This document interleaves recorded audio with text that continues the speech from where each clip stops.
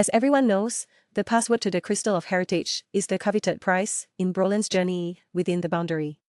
However, after Gaia's misstep, which had nothing to do with the crystal, Rofang got entangled in the conflict. Before his demise, he entrusted the crystal's password entirely to Rofang. And Rofang, living up to the task, safely brought back the crystal's password to Belong City. However, this action undoubtedly offended Princess Nine. Upon leaving the boundary, Princess Nine initiated a pursuit to eliminate Rofang. Fortunately, Rofang's true body is a golden horn beast, and his original core is not in his brain, which saved his life. Yet, for him, who once schemed tirelessly for the crystal's inheritance, returning empty-handed is unacceptable to Brolyn. Consequently, due to the failure to acquire the crystal's password, his grandfather Higreave is on the brink of bankruptcy. Even his daughter's status and influence are not what they used to be. Therefore, he sought out his grandfather, wanting him to take action and capture Rofang. Because although others might not know, he is well aware that Rofang was the biggest winner of this journey within the boundary. The various treasures he obtained in exchange likely amount to no less than 50 items. However, after Higreave investigated Rofang, he abandoned the idea of robbing him. First, Rofang's hometown is Earth, and reaching there would take an extremely long time. Second, there are cosmic-level powerhouses assisting him on Earth, requiring at least a domain master to dispatch personnel there. And Higreave only has 3 domain masters at his disposal, making it difficult to spare anyone. Thirdly, the area belongs to the territory of Sunfusion, and he is unwilling to easily provoke them. Moreover, there is an even more important matter now, which is the upcoming Cosmic Genius selection. He needs to devote himself entirely to cultivating disciples for this event. However, due to the selection, Brolin probably didn't anticipate that his relationship with Rofang would soon undergo a reversal. Even his esteemed princess, Nai, will one day have to seek help from Rofang. As the Cosmic Genius selection proceeds, as scheduled, trillions of adventurers flock in. At the same time, the royal families of various star domains are paying close attention to this competition, including princes and princesses from various countries. They gather together to discuss the geniuses in their respective star domains. Then, the excitement of Luo II from the Pengyu Empire exclaimed, "Haha, the first place is still from our directly governed star domain of the Cosmic Empire." She then turned to Brolyn, asking why she didn't see anyone from the Black Dragon Mountain Empire. Brolyn's face darkened instantly upon hearing this, because in recent competitions, the performance of the Black Dragon Mountain Empire has not been very good, which made her lose face in front of others. It wasn't until she saw the name on the list that she started to get excited. Finally, someone helped her regain her face. At this moment, Brolyn still didn't know that this Rofang was the same Rofang who thwarted her plans in the boundary. She just thought it was someone with the same name. What expression do you think Brolyn will have when she sees Rofang's appearance? When Rofang reveals his biggest trump card, the Golden Horn Beast, in the boundary, how exaggerated will the reaction of those who besiege Rofang be, and how absurd will the scenes in the boundary be? The director and screenwriter have completely let their imagination run wild, opening a completely new original plotline. Originally, the relatively unknown Moyen Vine has turned into a chaotic killing mode, only targeted by Princess Nine and her group, becoming a common enemy of the Imperial Martial Corps, the White Tiger Tower, and the Nolan Mountain family, and even becoming a public enemy within the boundary, with every force except Sunfusion wanting to get a hefty reward to eliminate Rofang and his group.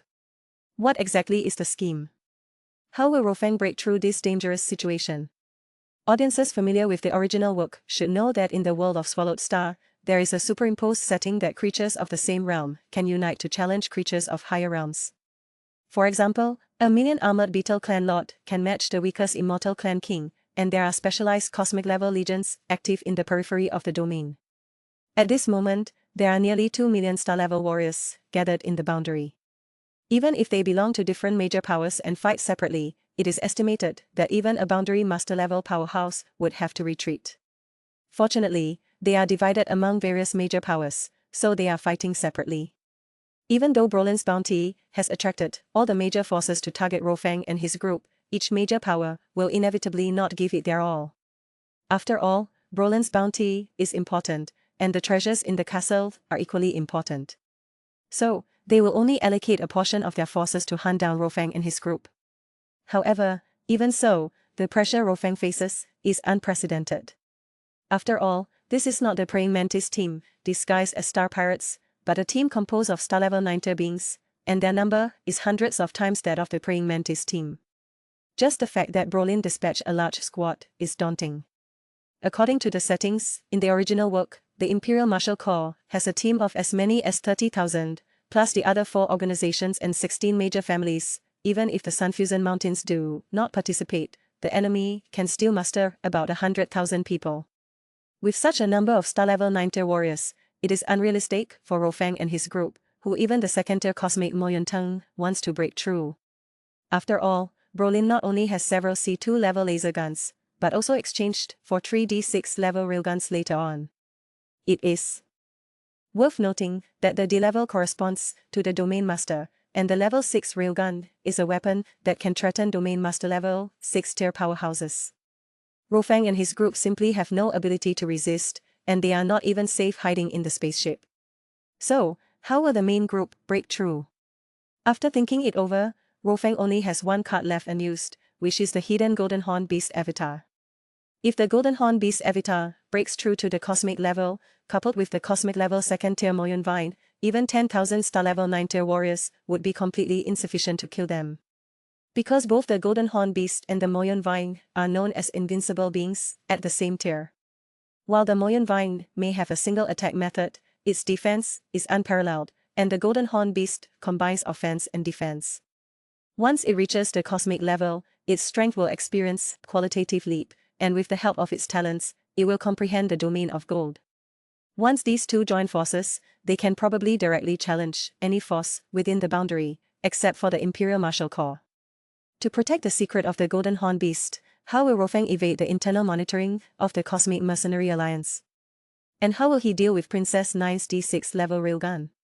Actually, the Praying Mantis team gave us a hint: let Babetta block all signals, causing the surveillance cameras of the Cosmic Mercenary Alliance to malfunction. As for how to deal with the D6 level railgun, it's quite simple: just hide underground. These laser-type weapons all have a fatal flaw: if they cannot lock onto the target, they cannot launch an effective attack. Therefore, going underground or underwater is undoubtedly the best way to evade.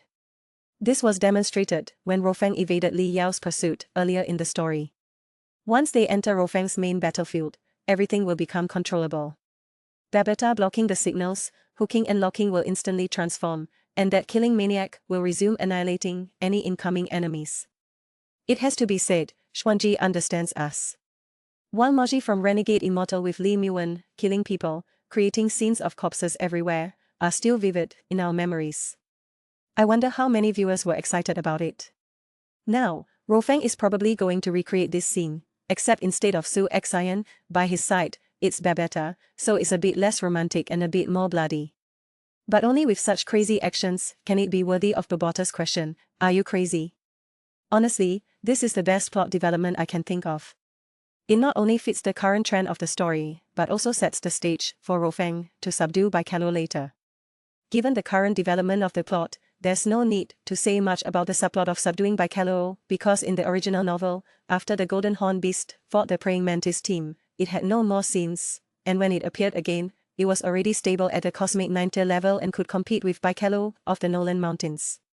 This direct jump in strength would feel very abrupt. If the animation has the Golden Horn Beast appear in the boundary and team up with the Moyun Vine to slaughter everyone, it will undoubtedly greatly reduce the feeling of the Golden Horn Beast overwhelming Baikalo. Moreover, this change will greatly cater to the audience's expectations for excitement. There is nothing more thrilling than intense battles, and although the cliché of the protagonist's comeback never gets old, it's always what audiences love to see. Back then, Princess 9 was extremely prominent in the Black Dragon Mountain Empire's royal family. With a powerful grandfather like Higreath backing her, Princess 9 had a significant advantage on her path to the throne. She had a prestigious position within the royal family; everyone had to address her as Princess 9. This status was even more prestigious than the queen's. However, good times don't last long. As soon as the treasure trove in the boundary appeared, Princess 9's bright future went down the drain. This treasure trove in the boundary was like a huge magnet, attracting all the major powers. With 9 C2 level laser guns in hand, Princess Nine intimidated everyone into submission. You see, these laser guns are artifacts capable of instantly killing cosmic-level powerhouses. Those star-level rookies were nothing before Princess Nine. But when Princess Nine thought she could monopolize the treasure trove, reality slapped her in the face. It turns out the treasure trove wasn't first come, first served, it required Thunderstone for exchange. This left Princess Nine dumbfounded. However, with her grandfather backing her and a large army assisting her, she quickly exchanged for 2 passwords. Unfortunately, just when Princess Nine thought victory was in her hands, someone else had already beaten her to it. This sent Princess Nine tumbling down. She quickly sought her grandfather's help to investigate, only to find out that she was being blackmailed. The one blackmailing her was none other than Tianchen, the boundary master of Sunfusion, whose strength was comparable to her grandfather's. Tianchen, this old fox, played Princess Nine and her grandfather like a fiddle. The 9 conditions he proposed were like emptying Higreave's coffers. Although Higreave was heartbroken, he had to grit his teeth and agree for the sake of the inheritance. The result? Higreave received a recording that made a mockery of him. This infuriated Higreave to no end, and he blamed all the faults on Princess Nine. Poor Princess Nine thus lost her cultivation base and was expelled from the royal family. From then on, Princess Nine became a street girl, and those adventurers who had once been oppressed by her set their sights on her, the former princess of the royal family. These bloodthirsty bandits had no mercy. They treated Princess Nine as a tool for childbirth and abused her wantonly.